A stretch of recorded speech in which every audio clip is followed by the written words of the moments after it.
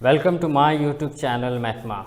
I am Rahul Naik, and through this video I am beginning with the new lecture series on the course Calculus of One Variable. This course Calculus of One Variable has a 4 credit theory part which we will be covering in this series, and this is a course designed for BSc student semester 1 at Goa University. So, we will be following the syllabus prescribed by the Goa University, and so the topic that we will be covering in this series are the real number system, sequences and their convergence, continuity and differentiation. So, this first 4 topics are directly taken from the principal text, A Basic Course in Real Analysis by Ajit Kumar and S. Kumaresan, published by CRC Press, reprinted in the year 2019. And the very important other book which we use as a reference is Introduction to Real Analysis by Robert Bartle and Donald Sherbert, published by John Wheeler and Sons, in the year 1972. So, the first reference over here is used as a principal text throughout the course. The second one is also an important text which we used most of the time. So, let us begin with the first chapter in this course through this video, that is real number system. So, what we discuss in this at the beginning is the real line. So, we all know that there is something called as real number.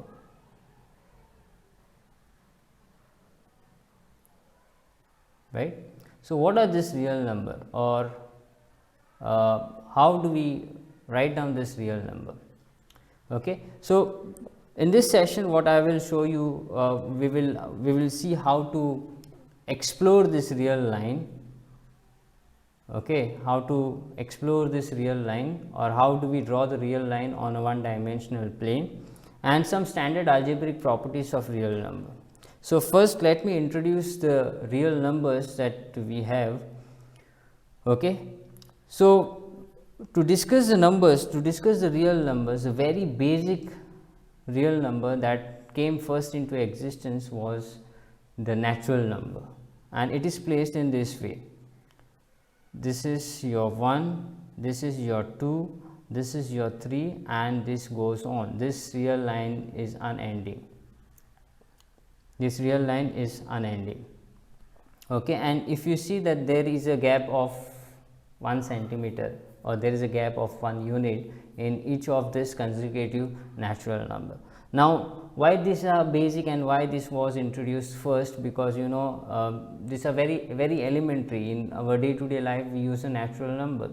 Say suppose someone wants to know their final score in the paper calculus of one variable, it is going to be a natural number, except if he or she scores 0 in that particular paper, which is difficult to score. And there are many things, the number of potholes on the national highway, Mumbai Goa highway, it is a natural number. It's a natural number. Either it can be 0 if there are no potholes, or otherwise it is going to be a natural number. The number of apples in the given basket, it is a natural number. So, this natural numbers are so fundamental that we use in our day to day life. So, to put them together, we introduce the notion of set. And this was the definition of set. We will formally define this. It is nothing but a set of collection of certain objects. I am not going to say well defined objects, because that will take me into more logical problems. So, let me just say that it is a collection of objects. So, this notion of set was first introduced by the mathematician George Cantor, and he put this set of natural number in one set, the natural number in one set, 1, 2, 3, 4, 5, and these are the dots, at least 3 dots, to show that there are infinitely many such elements, and this is an unending set. So, the notation that used for the set of natural number was script capital N. Script means this is different from N, there is a slight one more extra line to this N.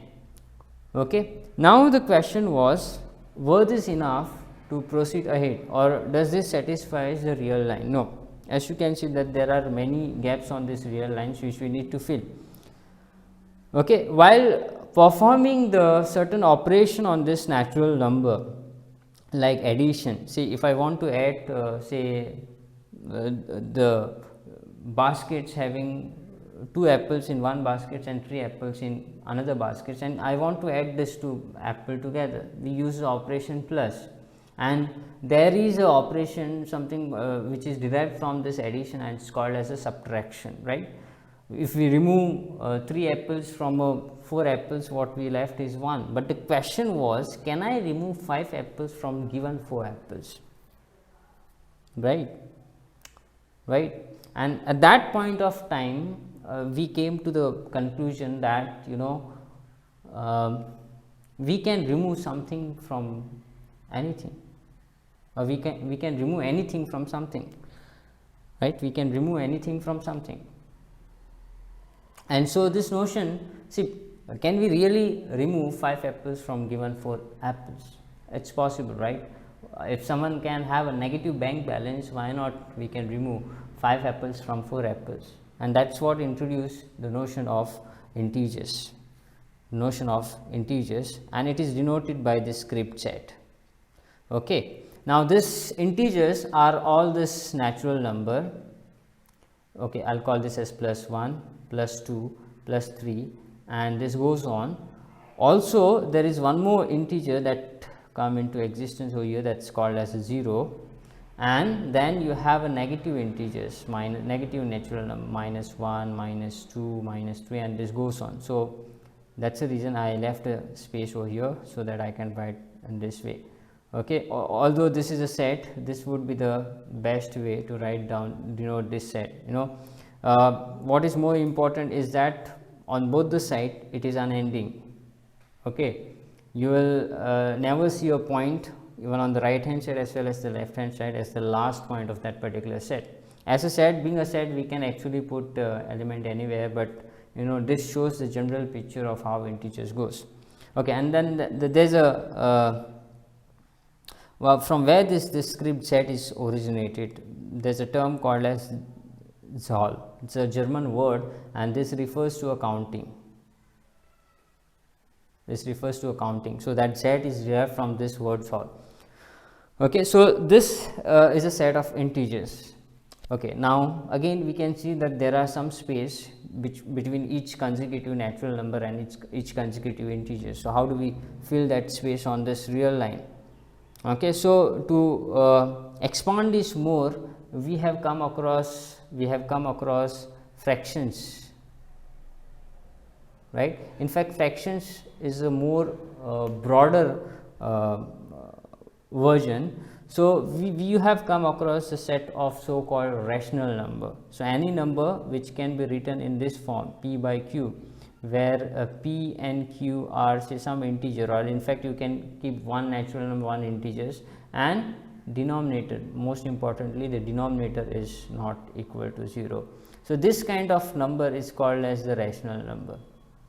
Okay, now how this came into existence? Very simple. Suppose I have one cake and I want to share this one cake among my 4 friends equally.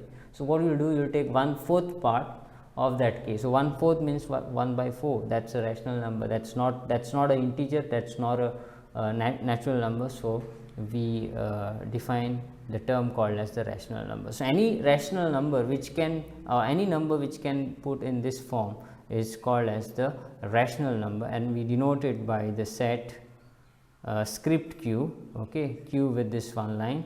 So it's a set of all the element of the form r is equal to p by q, such that p and q are integer and q is non-zero. Okay, and to be more precise, this p and q will not have any common factor, because if it has a common factor, it can be reduced to a form of the form p by q which does not have a common factor. Okay, one more set I just forgot to mention is the set of whole number. Okay, some people introduce this, it's actually a natural number, set of natural number along with the 0, and this goes on. Most of the time we use this notation, and sometime some author also use this notation, script and with cap.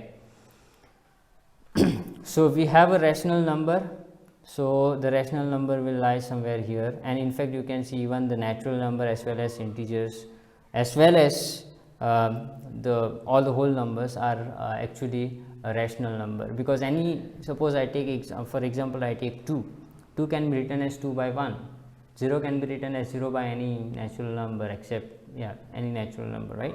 5 can be written as 5 by 1. So all this number which we have discussed so far are actually rational number. Now the most surprising thing is that it seems like we have filled all the gap on this real line, but Pythagorean, a student of Pythagoras, one of the students of Pythagoras, he discovered that there is a number which cannot be categorized among this. It is not a natural number, it is not even an integer, and it is not even rational. So it cannot be a rational number, and that number, the idea of that we have actually got from the geometry. You must be knowing this, that if you have a right hand triangle with the height 1 centimeter and base 1 centimeter, then its hypotenuse is nothing but root 2 centimeter.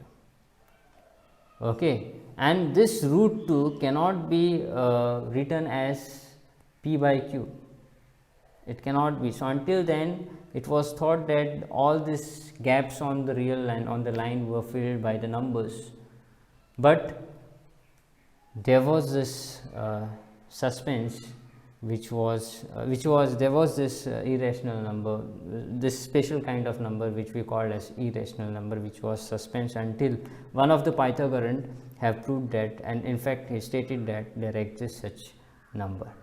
Okay, in fact we are going to prove that this root 2 is irrational, it's irrational number. So it's basically a complement of this set. So any number which cannot be put in this form is called as the irrational number, and it is denoted by this q complement, or it's also same as the whole r but not q. So it's a complement of this q. Okay, and in fact if you see, so that's it. Now there is nothing more to define, and in fact we will see that the irrational number are actually as abundant as the rational number, and this is a fact we will be proving in the maybe the first chapter, in this chapter itself. Okay, and so what we conclude is that R is now made up of two kind of number, the real, this is the set for real number, this is the set of real number. So this R script R is made up of two kinds of number, rational number and irrational number. I believe that you understand the operation on set. This is union. Okay, and in fact these sets are such that they are disjoint, that means there is nothing common in this set.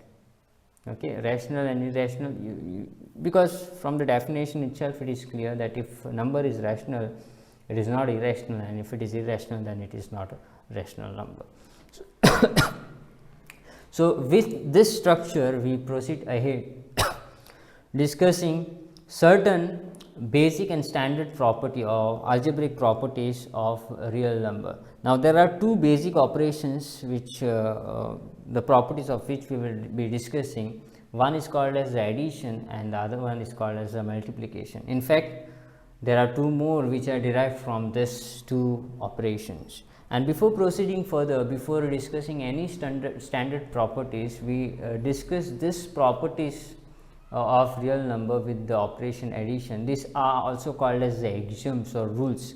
Axioms are the statement which does not have a proof, and we predefine, we take it as a properties, and using those properties we prove the standard result in that particular concept. So we have this, the properties of addition of real numbers listed below. The first one I will call it as A1, A2, A3, A4, and the properties of multiplication I will call it as M1, M2, M3, M4. These are the four very basic and very fundamental properties of addition which one need to consider discussing any kind of proof or any kind of statement in real number system.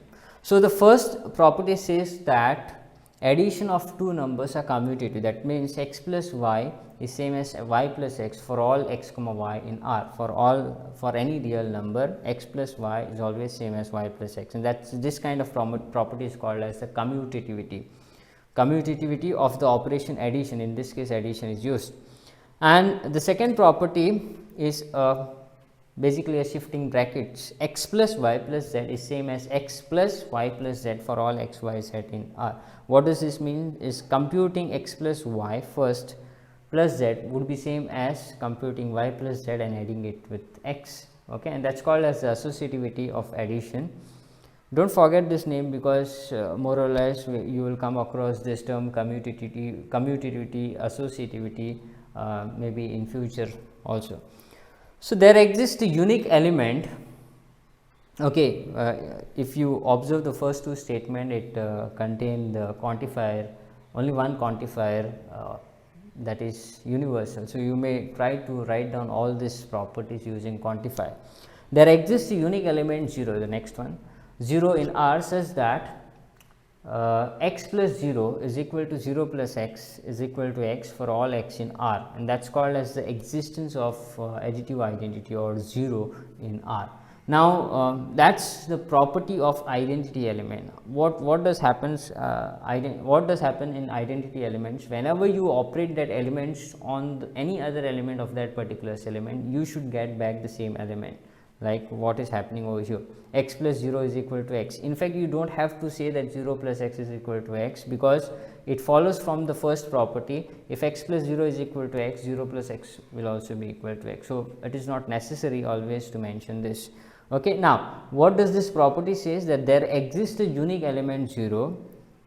So, existential quantifier first, such that for every x in R, x plus that 0 is equal to x, or 0 plus x is equal to x, right. And so, from this statement we understand that this identity or 0 element is common for every element in R. Okay. And that is called as the additive identity or 0 element. Next one is the additive inverse. Having defined the additive, we can go next property for the additive inverse, and so the sequence is very important. So, what does it say is that for every x in R, there exists a unique element y in R such that x plus y is equal to 0.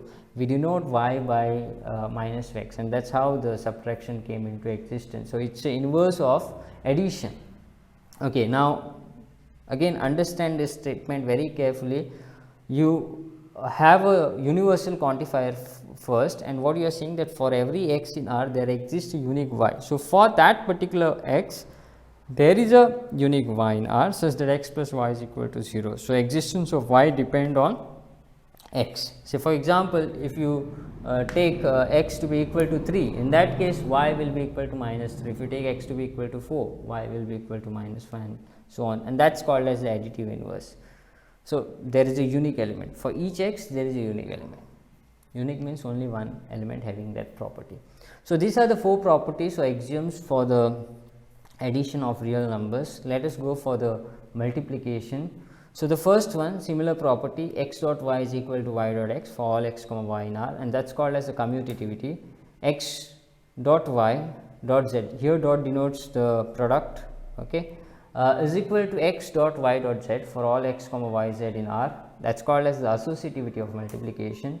Then again there is a identity element, multiplicative identity also. So, that is denoted by 1. There exists a unique element 1 in R such that x dot 1 is equal to 1 dot x is equal to x for all x in R. Okay, just look at the way the statement involving existential and universal quantifier is framed. You can actually put this in the notion of quantifiers. Okay, it will have a one standard notation.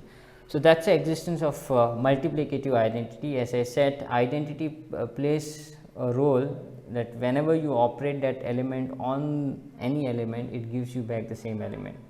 Okay. Next, having defined the multiplicative identity, we have the multiplicative inverse. Now, here this multiplicative inverse cannot be defined for all x in R. So that's a turning point. X is not equal to 0 in R. So for any x which is non-zero, there exists a unique y such that x dot y is equal to 1, which is equal to y dot x, and we denote this y by x inverse or 1 by x in multiplicative. So again, that existence of y depend on x. So if x is equal to 5, y will be equal to 1 by 5. If x is equal to 10, y will be equal to 1 by 10, and so on. So we have a common property on multiplication and addition. So that's called as the distributivity of multiplication or addition. And what does it says? For any x, y, z in R, we have x dot y plus z is equal to x dot y plus x dot z. So it can be splitted in this way. Now there is a very basic and important law that we have. It's called as the law of trichotomy. It is basically used to compare two numbers. Okay. Now what does it say is that given any two numbers x and y, exactly one of the following will be true. Exactly one, that is x is equal to y, either x is equal to y or x is less than y. This is called as the order relation, less than. So it is used to compare the two values. As I said, it is x is less than y or y is less than x. So exactly one of the following will be true. Either the given two number are equal or one will be less than or equal to another. Okay. Now the notation that we use for this less than, this is actually called as the order relation in R. We often denote y greater than x, strictly greater than x, to denote x less than y. And you know the property of being saying greater than or less than. Okay. So I don't have to define that. Whenever I say x less than with this straight line under the strictly less than, under that under this strictly less than is same as saying, I mean to say either x is equal to y or x is less than y. So possibility is both. I mean, since both are not possible, at least one of them is true. Either we don't know exactly which one is true. So x is equal to y or x is strictly less than y, and so on. That means so on means for greater than or equal to also. So these are the laws, these are the predefined properties we have. Okay, now we would prove this, we would discuss this one remark which says that whenever x is less than y and y, this is for any x. So it can be in terms of quantifier, it can be stated as for all x comma y in R. If x is less than y and y is less than x, then x is equal to y. So you see that this is of the form if s then t, right. So the two statements that are involved over here are first one is x less than y and y less than x. That's one statement. And another statement is so this is one. So the statement is of the form if x, then x is equal to y. Basically I'll generate a proof for this. Okay, so this is what I have to prove. Now there are ways to prove this kind of statement whenever it is of the form if s then t. Either you can directly go from s to t, okay, or by with some working rule, or by using certain facts of s or the definition of s, or equivalently you prove that if not t then not s. That's exactly the contrapositive, and we have seen that the contrapositive of the implication of its implication in the given state of the given statement and its contrapositive are equivalent. Okay, so there is no harm in proving this way, that is if this way not is possible, so I'll prove it that if not x is equal to y, that is if x is not equal to y, then okay, this is equivalent to this statement, then okay, then x less than or equal to y and y less than or equal to x is not true. Okay.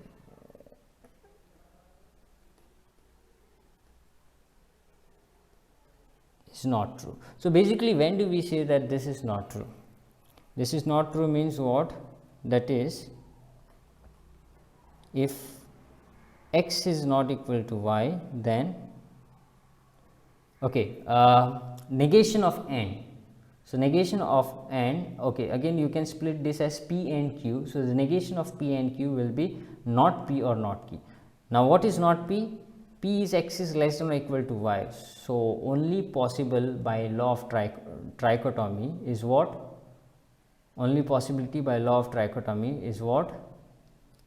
X is greater than y, because here you are assuming both the cases, x is strictly less than y and x is equal to y. So, only possible is x is greater than y, or here you are saying y is less than x or y is equal to x. So, only possible y is less than or equal to x is not true, means only possibility you have is that y is greater than x. So, this is what basically you have to prove. So, that is your claim. I can consider this as claim, because I cannot prove it directly. So, I will prove it in this way. Okay. So, if I assume that x is not equal to y, okay, then this should directly implies that either x is less than y or y is less than x by law of trichotomy.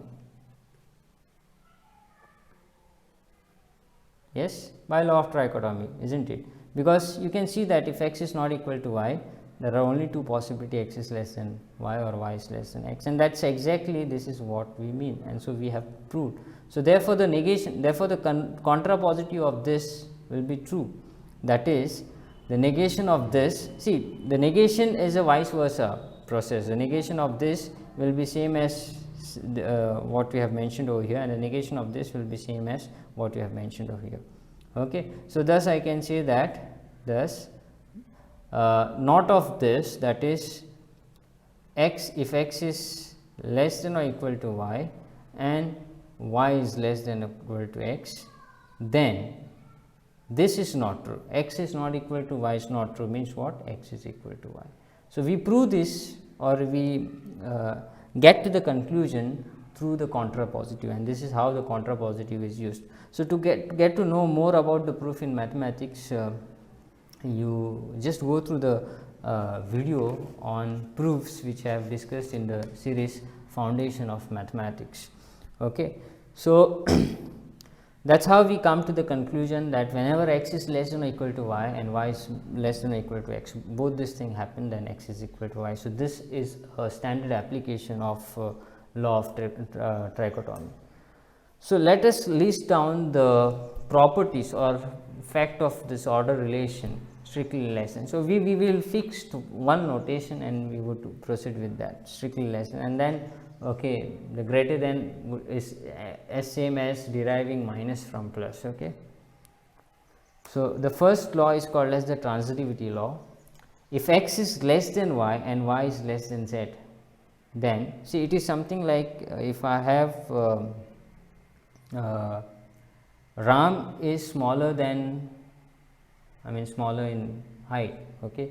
Ram is smaller than Sham and Sham is smaller than Gagan, then Ram will be smaller than Gagan in terms of height. Okay. So, it is something like that. If x is less than y and y is less than z, then x is less than z. Okay. And so, we also can say that if x is greater than y and y is greater than z, then x will definitely greater than z. Then if x is less than y and z is any real number, then I can add this z on both the sides. So, it will not change the inequality. In fact, again it will remain balanced. X plus z will be less than y plus z. If x is less than y, then multiplying by minus sign, your inequality will be reversed. So, you will have minus y less than minus x. Okay. And so, even if it is less than or equal to, we can reverse the inequality. For any x in R, x square is always non-negative, x square is always greater than or equal to 0, and in particular 0 is less than 1. Why? Because 1 square is equal to 1. So, it is greater than or equal to 0, but since it is not equal to 0, we say that it is strictly greater than 0. If x is greater than 0 and y is less than 0, then the product is negative.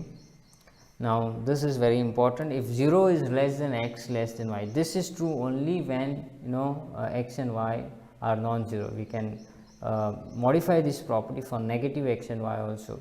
okay, because if it is true for something which is positive, it can be made true for something which is negative too, by just by multiplying by minus and then deriving plus for positive, the property for the positive, and getting the property. So whenever 0 is less than x less than y, we have 0 is less than 1 by y, 1 by x less than 1 by y. 0 is less than